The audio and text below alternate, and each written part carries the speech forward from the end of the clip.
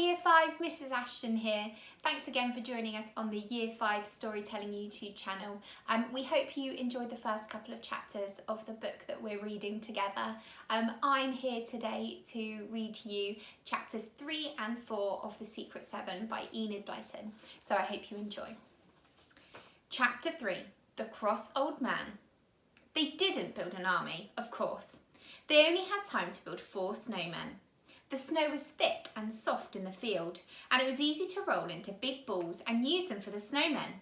Scamper had a lovely time helping them all. Janet put the cap on one of the snowmen, and Peter put the old coat round his snowy shoulders. They found stones for his eyes and nose, and a piece of wood for his mouth. They gave him a stick under his arm. He looked the very best of the lot. "I suppose it's time to go home now," said Colin at last.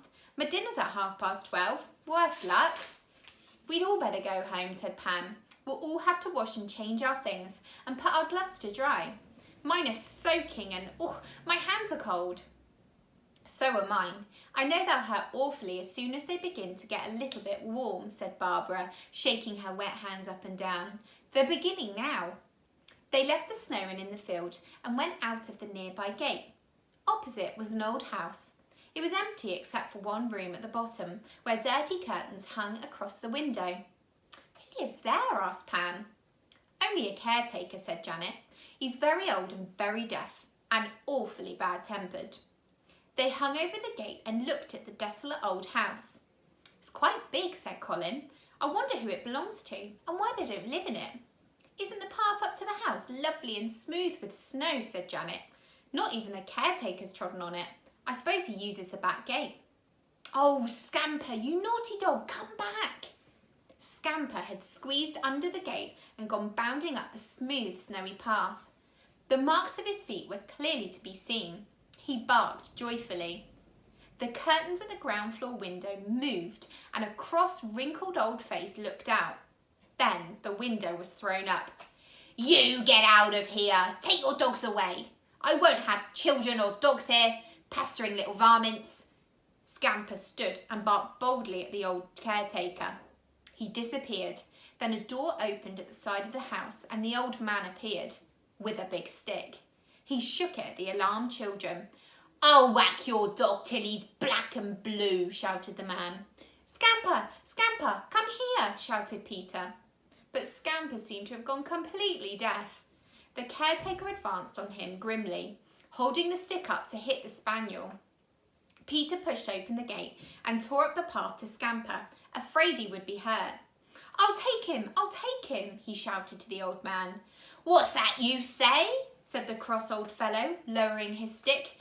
"What do you want to go and send your dog in here for?"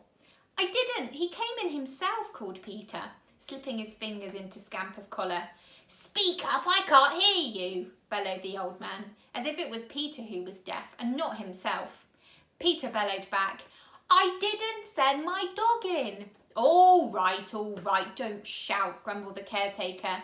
"Don't you come back here again, that's all, or I'll send the police after you." He disappeared into the side door again. Peter marched Scamper down the drive and out of the gate. "Oh, what a bad-tempered old man," he said to the others. "He might have hurt Scamper awfully if he'd hit him with that great stick."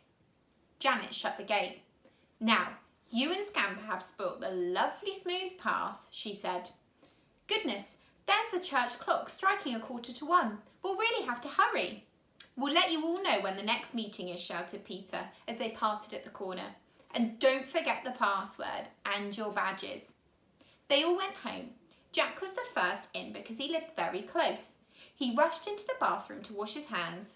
Then he went to brush his hair. "Oh, I'd better put my badge away," he thought, and put his hand up to feel for it. But it wasn't there. He frowned and went into the bathroom. He must have dropped it. He couldn't find it anywhere. He must have dropped it in the field when he was making the snowman with the others. "Bother! Blow! Mother's away, so she can't make me a new one," he thought, "and I'm sure Miss Ely wouldn't." Miss Ely was his sister's nanny. She liked Suzy, Jack's sister, but she thought Jack was dirty, noisy and bad-mannered. He wasn't really, but somehow he never did behave very well with Miss Ely.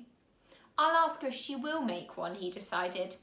After all, I've been very good the last 2 days. Miss Ely might perhaps have said she would make him his badge if things hadn't suddenly gone wrong at dinner time.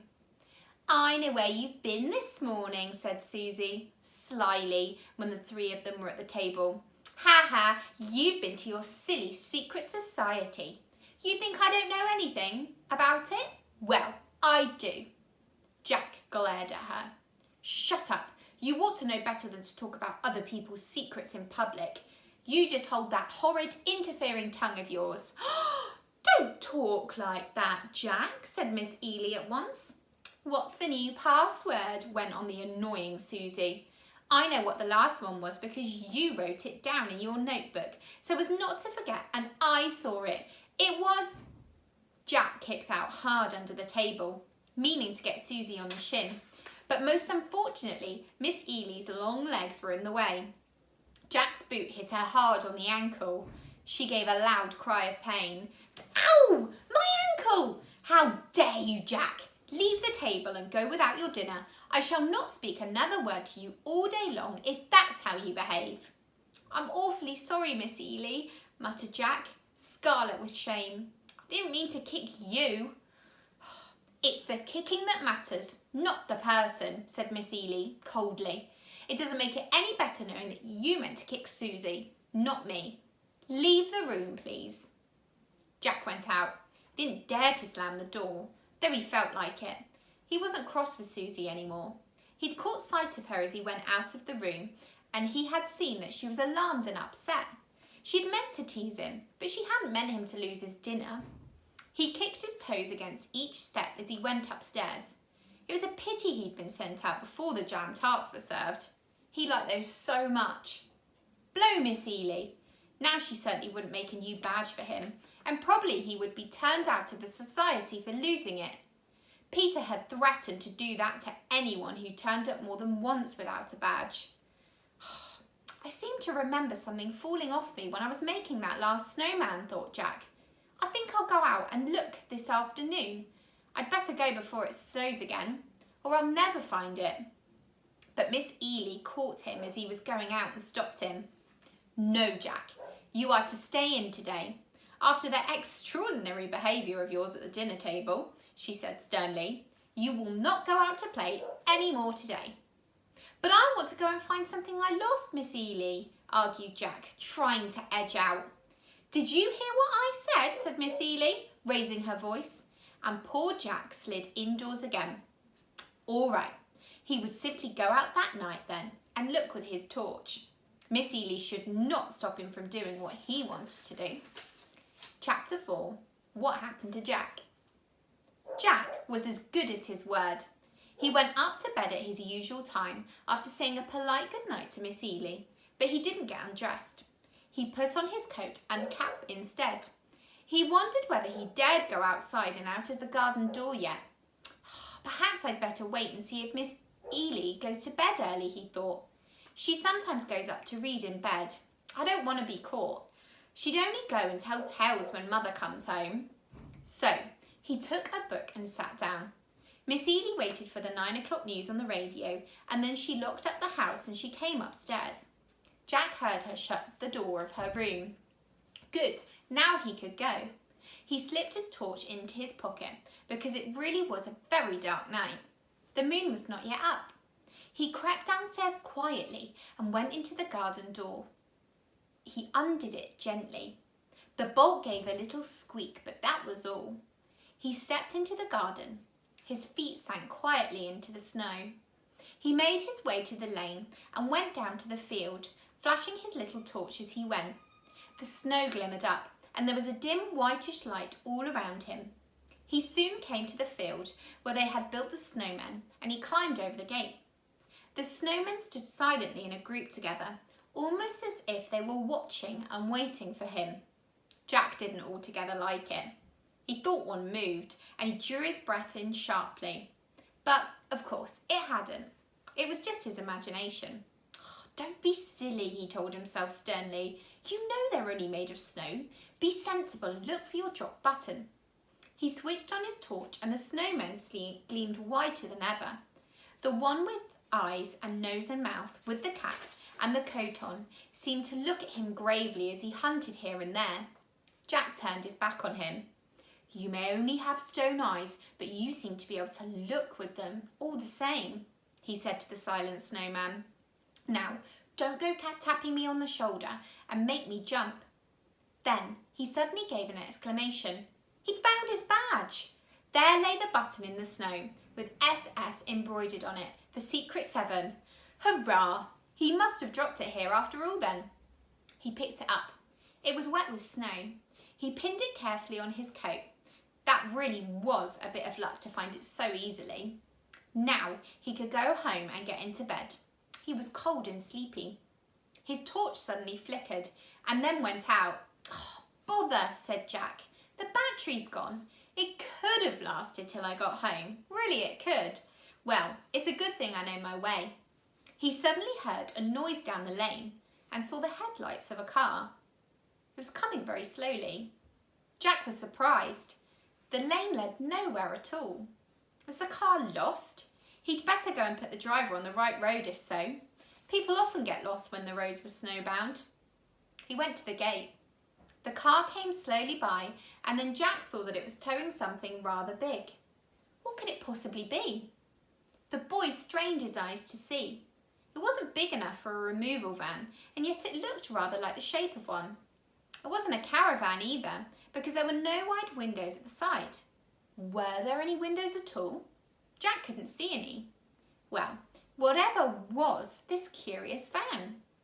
And where was it going? The driver simply must have made a mistake. The boy began to climb over the gate. Then he suddenly sat still. The car's headlights had gone out. The car itself had stopped, and so had the thing it was towing. Jack could make out the dark shapes of the car and the van behind, standing quite still. What was it all about? Somebody spoke to somebody else in a low voice. Jack could see that 1 or 2 men had got out of the car, but he could not hear their footsteps because of the snow. How he wished the moon was up. Then he could hide behind the hedge and see what was happening. He heard a man's voice speaking more loudly. "Nobody about, is there?" "Only that deaf fellow," said another voice. "Have a look, will you?" said the first voice. "Just in case." Jack slipped quickly down from the gate as he saw a powerful torch flash out. He crouched behind the snowy hedge, scraping snow over himself. There came the soft crunch of footsteps walking over frosty snow by the hedge. The flashlight shone over the gate and the man gave an exclamation. "Who's there? Who are you?" Jack's heart beat so hard against him that it hurt. He was just about to get up and show himself and say who he was when the man at the gate began to laugh. "Ha! My word, look here, Nibs, a whole lot of snowmen standing out here. I thought they were all alive at first, watching for us. I got a scare all right." Another man came softly to the first, and he looked too. "Kids' work, I suppose," he said. "Yes, they look real all right in this light. There's nobody about here at this time of night, Mac. Come on, let's get down to business." They went back towards the car. Jack sat up, trembling. What in the world could the men be doing down here in the snowy darkness outside an old empty house? Should he try to see what they were up to? He didn't want to in the least. He wanted to go home quickly as he could. He crept to the gate again. He heard strange sounds from where the men were, as if they were unbolting something, opening the van perhaps. And then there came a sound that sent Jack helter-skelter over the gate and up the lane as fast as his legs would take him. An angry snorting sound, and then a curious high squeal, and then a noise of a terrific struggle, with the 2 men panting and grunting ferociously. Jack couldn't think for the life of him what the noise was, and he didn't care either. All he wanted was to get home before anything happened to him. Something was happening to somebody, that was certain, out there in the snowy lane. It would need a very, very brave person to go and interfere. And Jack wasn't brave at all that night. He came to his house, panting painfully. He crept in at the garden door and locked and bolted it. He went upstairs, not even caring if the stairs creaked under his feet. He switched on the light in his bedroom. That was better. He didn't feel so scared once he had the light on. He looked at himself in the glass. He was very pale and his coat was covered with snow. That was through lying in the snowy ditch below the hedge. He caught sight of his badge, still pinned onto his coat. Well, anyhow, he had that. I went out to find my badge, and goodness knows what else I found, thought the boy.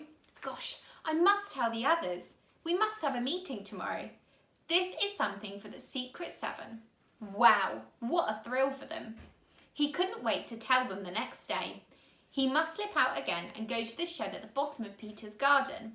He must leave a note there, demanding a meeting at once. It's important.